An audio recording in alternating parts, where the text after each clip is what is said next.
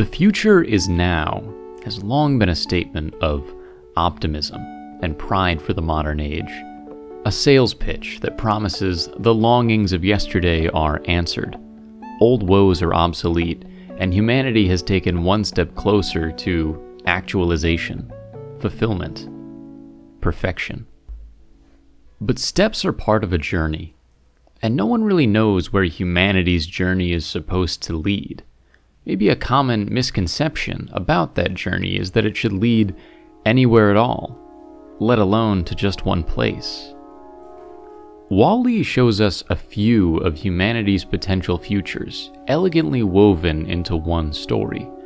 It's easy to summarize this film as a cautionary tale about the follies of consumerism and the importance of environmentalism, or an artful and wholesome love story between two very different robots. And while those summaries are technically accurate, a lot of people use them, I just don't think that's everything this movie has to say. Or at the very least, I personally have a lot of other stuff to say about it.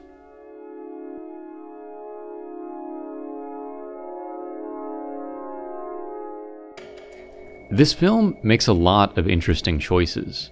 It casts a sound designer in its lead role. It has a minuscule cast, including all the background voices. And it lacks a traditional villain, instead using natural, physical, and institutional barriers to complicate the characters' efforts to reach their goals. All of these things make it much closer in DNA to a Pixar short film than a feature-length movie.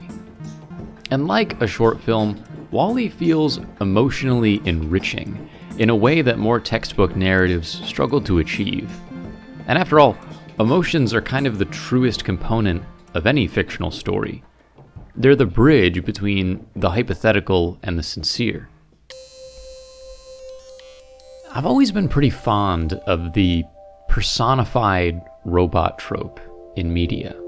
But like any trope, there's a mixed bag when it comes to the execution of this idea.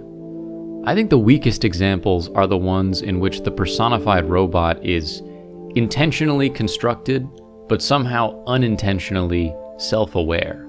Like the scientists or engineers who spent decades designing it just hit the on button and immediately said, "Oops, all sentience." I tend to think this is done as a way to keep the story focused on its central premise.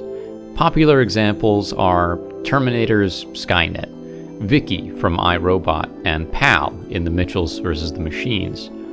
All of these films are really good, in my opinion. I don't think any of them made a mistake in doing things the way that they did, but they used the self-aware robot, or AI, as a quick and dirty antagonist. And in the process, they completely leapfrog a potentially fascinating dialogue about how this happened and what it really means. There's a slightly better version of this accidental self-awareness trope where the writers toss in a free radical story element as part of the explanation, like the monolith in 2001, or the bolt of lightning in Short Circuit, or even the dent in the giant's head in The Iron Giant. This feels like more of a safety net for when the audience starts asking too many questions, but it really works. Like, as if, for instance,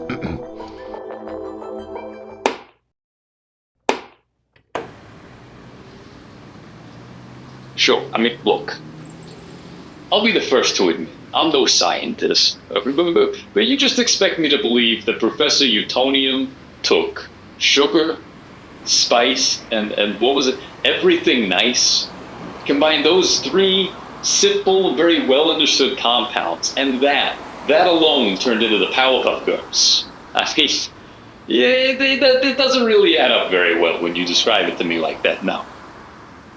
I'm sorry. The mysterious chemical X was added to the batch.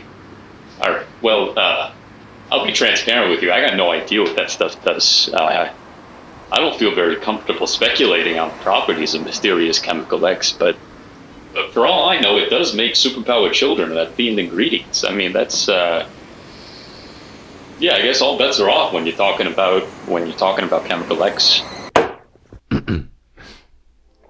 I I think this version of the trope is a pretty solid compromise because it makes the self-aware machine feel much more like a creature than a construct. So whether this robot is a friend or an enemy, it has some kind of indelible right to exist because it was granted sentience through an act of godlike chaos. I think that's why Hal's deactivation in 2001 feels so oddly tragic, because he wasn't supposed to be alive. His life was an accident, but now his death has to be intentional. And then, of course, you've got your more obvious, carefully crafted, intentionally self-aware, designed to be their own person robots. You know, Chappy, Sunny, Data, Ava, David. Oh, and of course, who could forget Diego the Matador and Buddy 3000 from the hit 2020 Netflix film Jingle Jangle A Christmas Story. Admittedly, I've gotten a little distracted. I know there are more versions of this self-aware robot trope and more examples to think of, but I've got to refocus on WALL-E. WALL-E uses my favorite explanation for a robot gaining self-awareness, which is just time. That's right, raw chronal progression. In the same way that organic life evolved from simple organisms into complex ones, a rudimentary AI turned into a complex and textured stream of consciousness just by living in the moment and taking it day by day. One of the best things about this explanation is that it can just live in the subtext of the story. It doesn't need to be overtly stated. For instance, droids in Star Wars often follow this unspoken rule that they gradually become more self-aware and distinct in personality over time. In fact, wiping a droid's memory is considered like routine maintenance by a lot of characters in the Star Wars universe for this very reason. That's why most droids are lame, but occasionally you come across like a hardened war criminal disguised as a trash can on wheels, or something along those lines. I find this explanation even more compelling knowing that modern AI software is almost entirely influenced by the data it's trained on. That's what deep learning is. So the more you feed an algorithm, the more capable it gets at whatever it's trying to do. So if you've got a snazzy little trash sorting robot puttering around for 700 years, it's liable to grow a personality. One that was likely discerned from the objects it was trained to handle, the objects that people made and left behind. A lot of people are quick to point out the really keen observations this movie makes on the pitfalls of extreme, vapid, and frivolous consumerism. But I think there's a yin to that yang, which is epitomized by WALL-E himself. Where the people in the Axiom live in a world of excess, WALL-E lives in a world of rubbish. To most folks, trash like this is all equally worthless, which is another way of saying it's free. No one wants it enough to claim it, so it remains unclaimed. It's been sold, used, and discarded. The trash pile is like a corpse, or a million corpses. A graveyard for things that lived their lives in the hands of consumers, and then died the moment they were thrown away. But the premise that an object can die at all is a fallacy, perpetuated by consumerism. Life as a metaphor for value means expensive things live longer or live better, and inexpensive things are meant to be thrown away quickly. They're weaker somehow. If something is damaged, secondhand, or expired, it's discounted to reflect its apparent diminished lifespan. Consumers are made to think, how close is this object to being invisible, being worthless to me, being trash? But my man, WALL-E, doesn't see things that way. How could he? To WALL-E, nothing in this wasteland is free. Everything costs the energy it takes for him to pick it up, inspect it, contemplate it, bring it home, fix it if necessary, and organize it in his collection. He's the exact opposite of the denizens in the Axiom. They live inside a perfectly optimized monopoly. They don't need to go to a store. They don't need to assemble their new furniture. They don't even need to change clothes in order to wear a new shirt. All of the physical and mental labor involved in acquiring something is completely erased from their daily lives. People typically buy things because they want them. Wall-E collects things that he wants to keep. But on the Axiom, somewhere along the way, somebody figured out that wanting is just an aspect of deciding. And if you find a way to skip the decision, well, suddenly everything is worth buying. The problem with this is that people who have forgotten how to want can't do anything. There's no motivation to be any more than they already are. And I think this is why the entire product line of the Axiom, the entire market, feels like the worst kind of corporate slop, because it's just that. These people don't make art. They have no desire to produce things for themselves, no instinct to progress their culture. So instead, it's this feedback loop. For them, the future is now because there's no future that looks any different than this. But social and cultural development is beautiful. And Wall-E can see that beauty in every object, even the mundane, the sporks, the light bulbs, the egg beaters. These aren't just things, they're ideas, promises given form and pushed out into the world by people who want to make life easier, better, or just more fun. Wall-E is obsessed with the promises of a kinder world, and they're immortalized in his collection. To Wall-E, the 700-year-old robot, an object can't die. It can only be forgotten, unconsidered. So he takes it upon himself to see these things and to use them, to think about them. He doesn't really know it, but he's become humanity's last steward, tossing scraps of paper onto a fire that's ever so close to going out. I think this is the reason he's managed to survive so much longer than his peers. His directive is to sort garbage, but that's not all he does. That's what the other ones did, and they all broke down. Somewhere along the way, he found kinship in the world's forgotten things. He learned that objects and ideas can be perfect, even though humans clearly are not. So this movie isn't just trying to warn people about consumerism or obesity or pollution or any of the other dystopian concepts tied into its story. It combines all that and more to show us a scenario where human development, cultural, technological, social, all of it stops.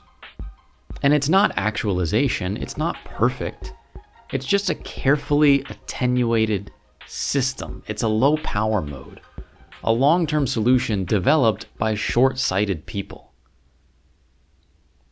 That's what I think Wall-E is really about at its core. It feels like a debate between long-dead engineers and executives and whoever else.